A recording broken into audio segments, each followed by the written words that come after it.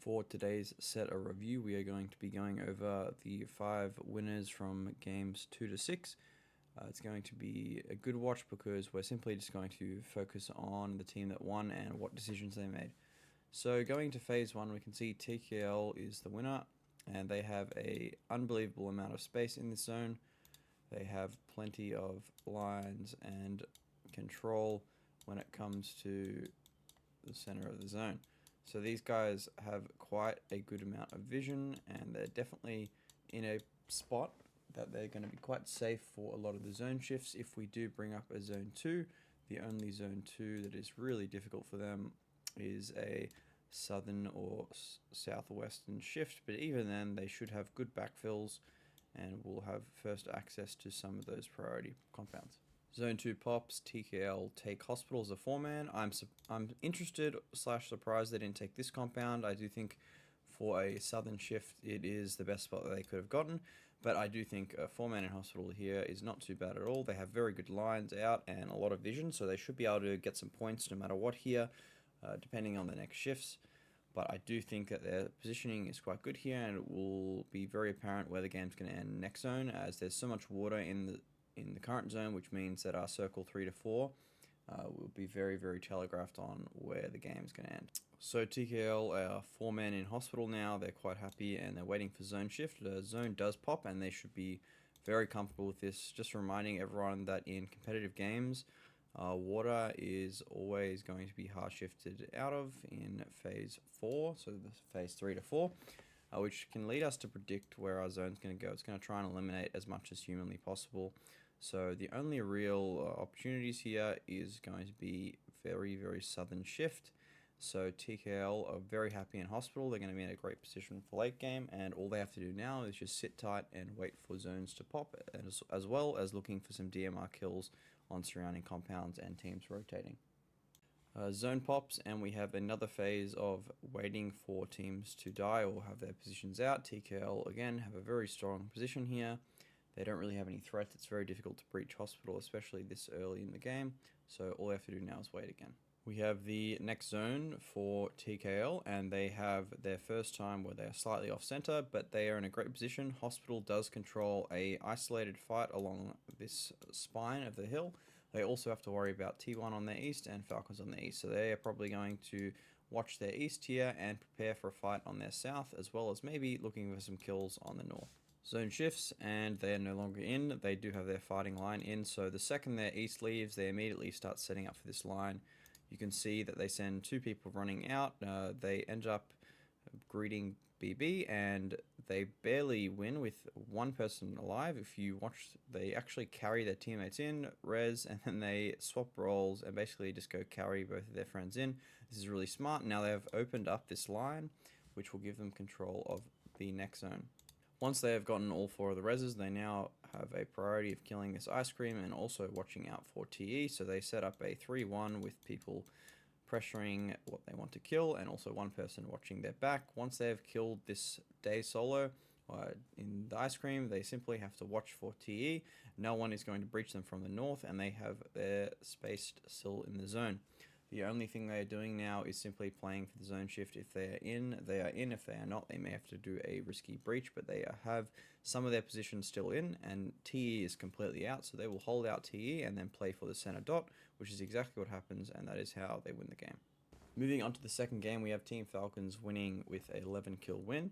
This is a fantastic game from Falcons. As we can see in Circle 1, they're controlling their space. They can't really get any more center, so they're taking as much space as they can, with Shrimsy and Tig watching the back and controlling their outer rim space, while Kick and Huyn are sitting in their more central position. So good C1 setup, and we'll see C2. Shortly after the breach, Kick and Tig do get knocked, but somehow Falcons are able to defend the 4-man of 4am and get back on their feet. This is really well played from Falcons. They're able to reset and stall again before they take a calculated fight, and now they have a very clear game plan, and their game plan is just to kill everyone in this compound. With circle shifting, Falcons now have a very clear game plan. They managed to kill 1 of 4am and somehow have kept 4 alive, which is very well played again from them. So now all they need to do is take a fight onto 4am and make sure no one breaches them from their east or their north. This is exactly what ends up happening as zone pops. Even though they are not in, they still have some of their compound in. They're going to wait for their east to leave and their north to leave, and once that is apparent, they're going to begin their push onto 4AM's 3-man. After a difficult fight with 4AM, Falcons are able to keep 2 alive and they still have some of their compound in. From here out, they're simply playing to get as many points as they can. However, they get a fantastic shift here, which allows them to stay in their compound for one more phase. This is very, very good for them, as it makes it difficult for teams around them to really address them, as they have to hard commit, and a lot of these teams are not able to push them simply because of the angles the other teams are holding. As the next zone pops and Falcons are no longer in, Shrimsy makes a decision to go further into the zone and get pitted, and now the 2 men of Falcons will be playing one person in, one person out, so Tig staying on the outer side of the zone to make sure no one wraps, while Shrimsy is playing point man in the center. Shrimsy manages to get a kill on Bestia, and now they have a dominant control of the northern side of the zone. We have a 2v3v4, Day Trade as a 4-man, New Happy as a 3-man. New Happy does decide to wrap underneath Day and try and take an engagement through the southern side of the zone, but Day manages to spot this out. However, Falcons do third party and get 2 of Day Trade and also a third of Flash, leaving a 2v1, and I will put my money on Falcons in a 2v1 every day of the week, and they take this one out. Moving on to game 4, we have 17 taking the victory out. We have them approaching the zone from the southern side. As zone pops, we have Little Ghost sending 3 of his teammates into the south side of this zone, trying to pressure this southern compound, as once they have control of this, they're able to start flexing out a little bit. As they get control of the compound, a Little Ghost is able to come to the hill further southwest and give good eyes onto this southern west portion. The idea is they want to get info into Neox factory. However, as they start getting more space, they send 3 people out, but New Happy does end up wrapping behind them. Luckily enough, they have been able to gather enough information on Neox factory that when New Happy do pull up and they are in a spot that is quite difficult to deal with immediately, zone pops as well, and they decide that it is best to start heading towards Neox factory. So all 4 players get in their cars, they pick each other up, and they head towards zone with the idea of holding New Happy from zone. New Happy does end up breaching Neox factory, but 17 has been able to herd them into the road bowl, and they are able to clean up a good amount of kills here. As zone pops, 17 play nice and slow. They know they have a shack in the road they can go to. They send 2 towards the shack with 2 people holding out on the edge. Plenty of fighting happening on the east and the south, but it's very difficult for anyone to wrap behind them, so they know that they need to allocate all their resources to the north, with Twisted being their main threat.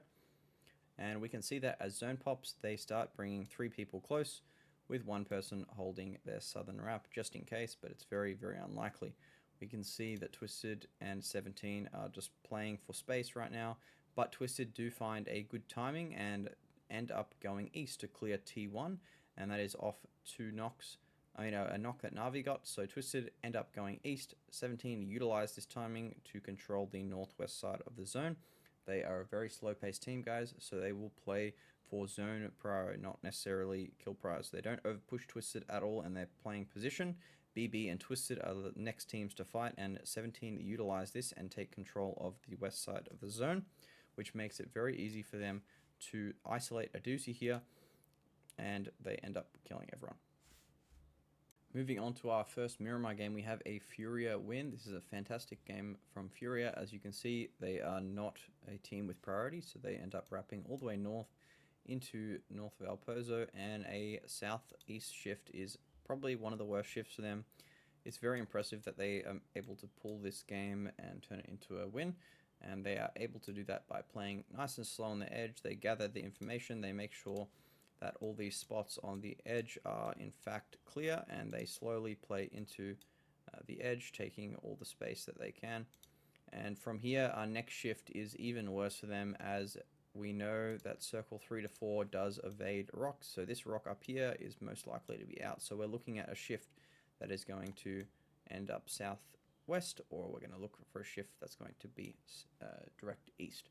So very difficult shifts and zones for Fury to deal with, but they still are able to develop a plan.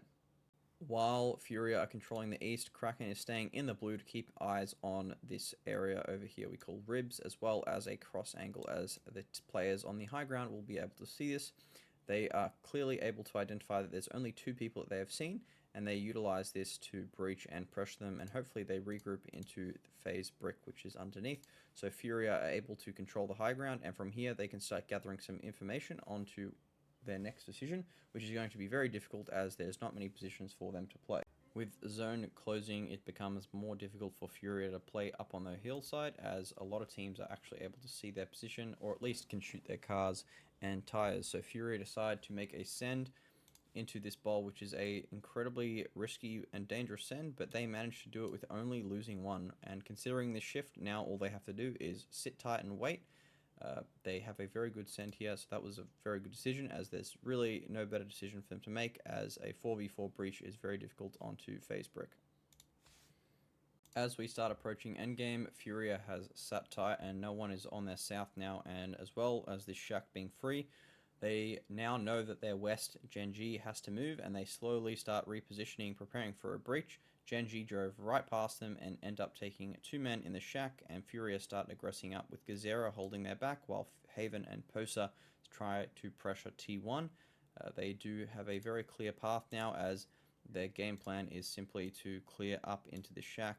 It is important to note as well that while they were making their timings, BB and TKL were in a huge fight, so they did not have any southern pressure while doing this, as I think Genji might have lost one or two in the shack if a team was prepared for them to breach. Gazera begins making a play on the shack, getting one of Genji down, and Bean ends up dying as well. So Furia now have control of this shack and a good push up to the hill. Haven overstays slightly, a little bit too much, and they do end up sending Gazera to go save him, but unfortunately Twisted are able to see this res, which makes it extremely difficult. But our boy Posa, the GOAT, manages to clutch out this win, and that is thanks to Akan routing two of Twisted. It was a very good play from him, but Posa killing one of TKL, one of Twisted, and then getting the final 1v1 onto Perfectix. So a great game from Furia, and this was a very difficult zone for them, so you can see that even with difficult zones, you can win the game.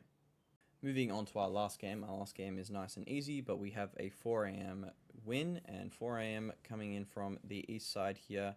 As zone pops, they are able to identify that there is a solo in this compound from YouHappy, but as zone 2 pops, they decide to breach him, which is, in my opinion, a great decision, as that is a good compound for a lot of the shifts in the local area. So they have a line out to the hill, through the valley, and also across the ridges.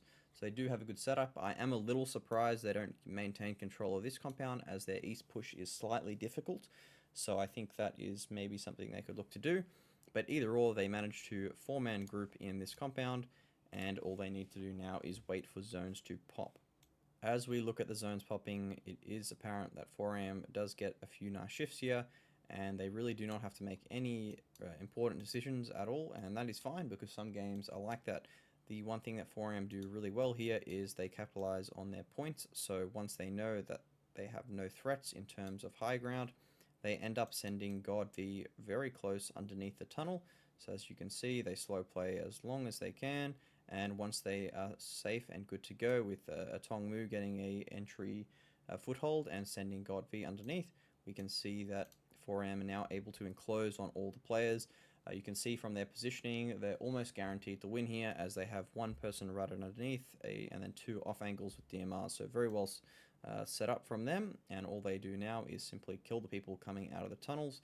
It is a little close, but a win is a win, so that is a good amount of kills for 4AM, and believe it or not, God V had 6, so God V popping off huge, and that was because he managed to get pitted nice and early, which caused a lot of trouble for Bestia, Twisted, T, and Furia, as he is up in their face and ready to util them.